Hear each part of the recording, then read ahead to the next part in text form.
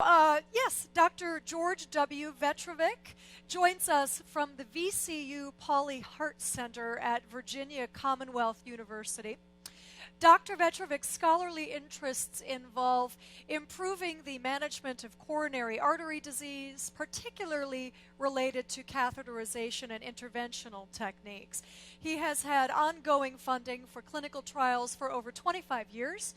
He has authored or co-authored over 200 papers, 8 book chapters, and has edited 2 texts on interventional cardiology. And he also serves on multiple cardiovascular journal editorial boards. His topic today is robotic-assisted PCI, opportunities for improved precision and efficiency. So please help us welcome Dr. Vetrovec. Thank you so much for being here. I hope over the next few minutes to excite you a little bit about the fact that we really can potentially do angioplasty better by using robotic technology, and to introduce to you at least what's known about this at this time. So I'm going to talk about robotic-assisted PCI, opportunities for improved precision and efficacy. These are my disclosures, and my only disclosure related to this is having had a grant for studying the product. So why robotics? We're going to talk a little bit about that along with the systems, look at some case examples, some opportunities, and then a few questions that come up. Well, first let's talk about what we're talking about in terms of why consider robotics. Well, first of all, from an operator standpoint, it's long been postulated and I think recognized that among interventional cardiologists there is a significant risk of orthopedic risk, particularly back and neck. There's certainly personalized radiation exposure, which is substantial for operators, and then anything that we might be able to do to reduce time or improve efficiency would certainly always be welcomed by interventional cardiologists. In terms of the patient side of this, I think there are a number of opportunities in terms of improving the procedure that should lead to better patient outcomes. Better visualization for the operator, as I'll show you, for anatomy, branches, lesion composition, boundaries of lesions. The whole issue of geographic miss. It's estimated that about 15% of patients get an additional stent during the procedure, oftentimes or most times because of inadequate placement or sizing of the first stent. And that's the reason that there's a U.S. average of 1.21 stents per lesion as opposed to per case. Contrast use is a problem if we could eliminate that, and obviously if we could reduce patient radiation. This is just more information about geographic miss, and the only point I'd really like to emphasize here is it has been reported to be very common, and in particular, if it occurs, it is associated with worse outcomes, about 3 times the incidence or an increased incidence of adverse outcomes. So this becomes an important issue in terms of determining the appropriate link for stent therapy. And then finally, just in terms of overall outcome, better patient outcome, it's clearly the right thing. And then from the perspective of the interventionalist, I think those of us who do this really believe that in appropriately selected patients, we make a difference in managing their angina. And we continue to be under fire because of concerns about, does angioplasty really improve outcome, even symptomatic outcome? And we're aware that in the COURAGE trial that up to 3 years there was a symptomatic benefit, but by 5 years it was lost. And a recent meta-analysis published in February of this year in Archives of Internal Medicine using trials that had at least 50% stent use, there were a number of variations in terms of outcome. But when you look at the final, there was no symptomatic benefit, but it's really very close. And so one can say that perhaps with a little bit better tweaking of interventional procedures, we could move that bar perhaps where we all believe it really should be, and this might make it the preferred symptomatic treatment for patients with angina. What about the system? This is the system demonstrating here the operator sitting in a console which is lead shielded, and a device holding on the side of the table, which is what is the driver for delivering the guide wires, balloons, and stents. This is all controlled remotely from this site. This is what the operator is actually looking at. Hemodynamic monitors, very close-up visualization of the fluoro images, and the ability to sit comfortably even in a long case while they're doing this. They have the ability to fixate the wire, advance the wire, retract the wire, rotate the wire, and even do measurement, not visual length measurement, but the actual course that the wire took that distance to better size the length of a stent. So this is the actual guide wire being placed into the driver here. You see the hatch is being closed, and it's now ready for operation. Very simple system to utilize. This is just an example of the ability in a tortuous vessel to effectively measure the actual length of that by marking the point where the wire starts and where it ends in terms of the lesion length. And even tortuous vessels, you get a true length measurement. This has the ability to advance the balloon and devices very slowly, even 1 millimeter at a time, and it's excellent for really getting that exact spot where you want to overlap a stent just perfectly. So it really has the ability to improve precision. The ability to lock the wire obviously allows bifurcation lesions where the devices often interrelate and move each other to help fixate those so you get better potential positioning. And then this ability to steer into bifurcation lesions. This is an example. You see the steering on your left and the wire being brought down with die test here to get into the appropriate branch. And you see the ability to turn this wire all robotically, not standing at the table side. And this finally is a bifurcation through a stent, which is quite possible to do with this system. So a couple of things. You say, well, gee, something complicated like that. How easy is it really to use? Well, it's easy installation. It requires no construction. It requires only a short physician learning curve. I'll come back to that at the end. Time efficiency. It's easy to load the cassette. Rapid navigation, quick, accurate measurement. So it's a very efficient system. And it also has open architecture, so it works with any device that you want to use, whatever balloon product or wire product you're used to using. In terms of potential benefits, there are many. Enhanced visualization, as I've shown you, a relaxed, comfortable operator, accurate measurement, precise positioning, 1 millimeter movements, guide wire fixation, reduced case time, reduced radiation, patient and operator both potentially benefiting, and lower contrast use.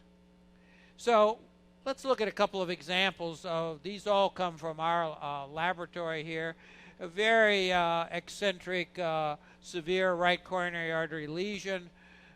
This is with the guide wire across it, and you see the balloon being driven down by the robotic system, sort of the look ma no hands technique.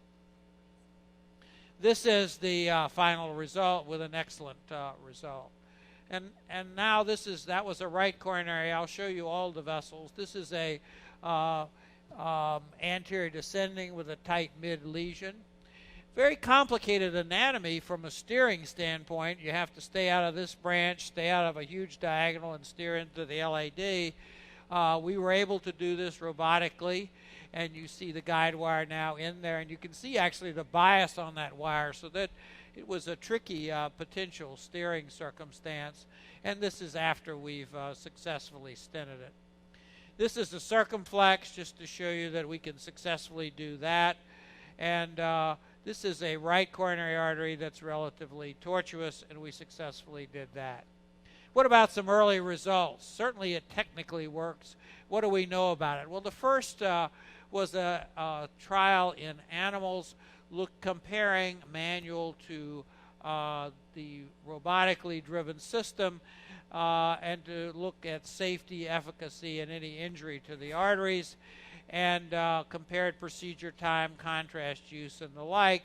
And what you can see is compared to manual time, the CorePath system had a lower procedure time, less x-ray time, less contrast utilization, and overall lower operator radiation.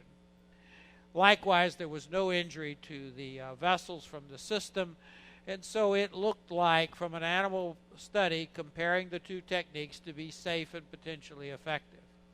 Subsequently, there's the first in man trial, which was done with Dr. Granata and Dr. Georgi Weiss in South America. And you see in that study there was 100% success in 8 patients, 97% reduction in physician radiation exposure, 35% reduction in contrast, and comparable fluoro time. The last trial that's been completed, and the data will be presented later at this meeting, is the CorePath Precise trial, which was an FDA trial to support a 510(k) submission, multi-center across the United States with 164 patients and 9 clinical sites. Now, I cannot tell the data from the entire study, but the data from our site showed we did 10 patients, 100% success without conversion to manual, no crossover, no MACE.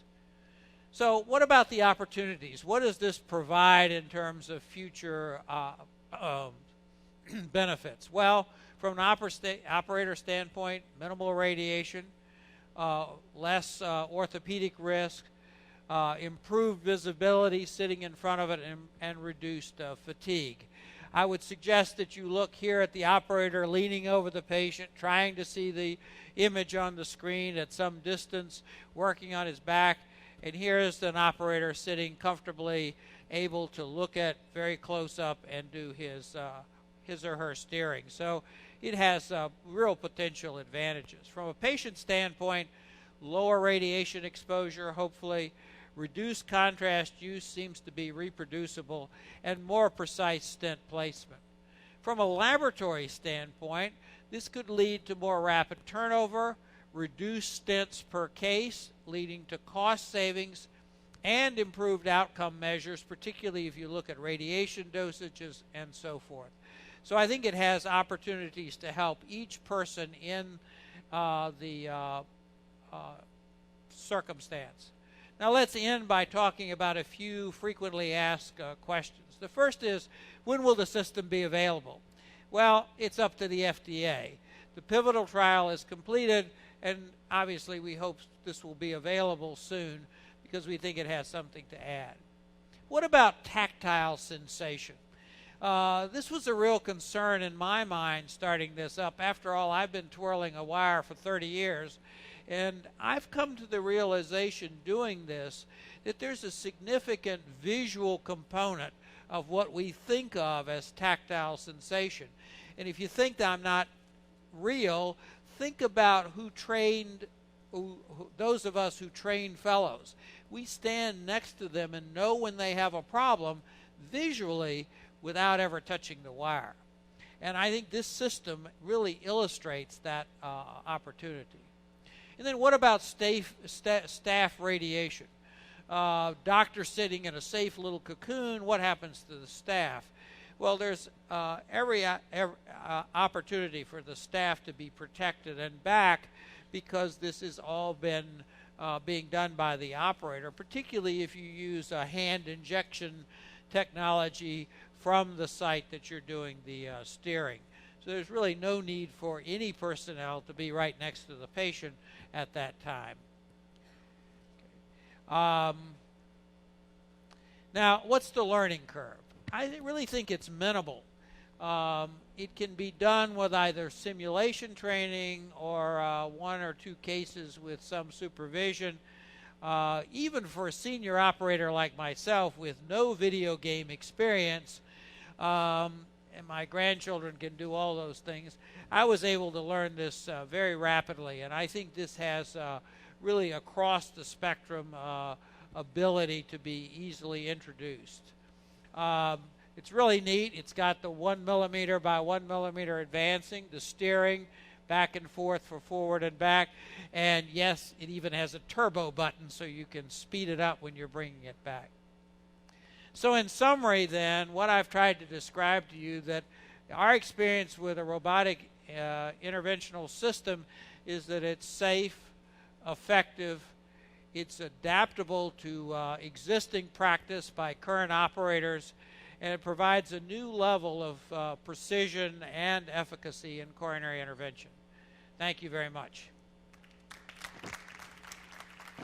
Thank you so much for joining us, Dr. Vetrovec. And I think we do have time for a question or two. If anybody has a question for the doctor, we can take that. No? If you would prefer to, we do have one over here. As someone who's building a new heart center, any idea on timeline, like 5 years out, 1 year out? No, I would get, I don't know anything about the FDA and what the process is, but this is a 510K submission. The submission has gone to the FDA. I think they have 90 days to respond. They will certainly have questions. They'll be back and forth. But I would think that before the end of the year, this has a potential to be available. And are there any spatial considerations in a room design for this? Well, as you can see, it's a cocoon that sits in the lab. So an absolutely tiny lab where there's just no backspace, that would be a potential limitation. But most labs today are pretty spacious, so there's room to set this in there. It's not a large device. Okay, thank you. All right. Another question in the middle here. Here we go. Thank you. Sure. Short question. Can I drive an IVUS or OCT catheter as well? Well, there's just no experience with driving IVUS or OCT. And so I can't answer that, but it certainly would seem feasible potentially to me. Can you, as the operator, skip the leading at all? Yes, you don't have to wear lead. You saw me in one of the early pictures. I was actually scrubbed and gowned because I actually put the guide catheter into position myself and then went over, and you can leave the surface sterile so you can do all your work. And then if you have to go back and adjust the guide catheter, you want to take your final angiogram, you can do that. But you don't have to do that. If you have someone else to put the guide catheter in place, you can have no lead apron, just sit at this console. Last question, cost of the system and appreciation in the cardiology community? I don't know the cost. I'm not the business guy. All right, fantastic. That's all the time we have for questions. Okay. How about another thank you for Dr. Vetrovec? Thank you.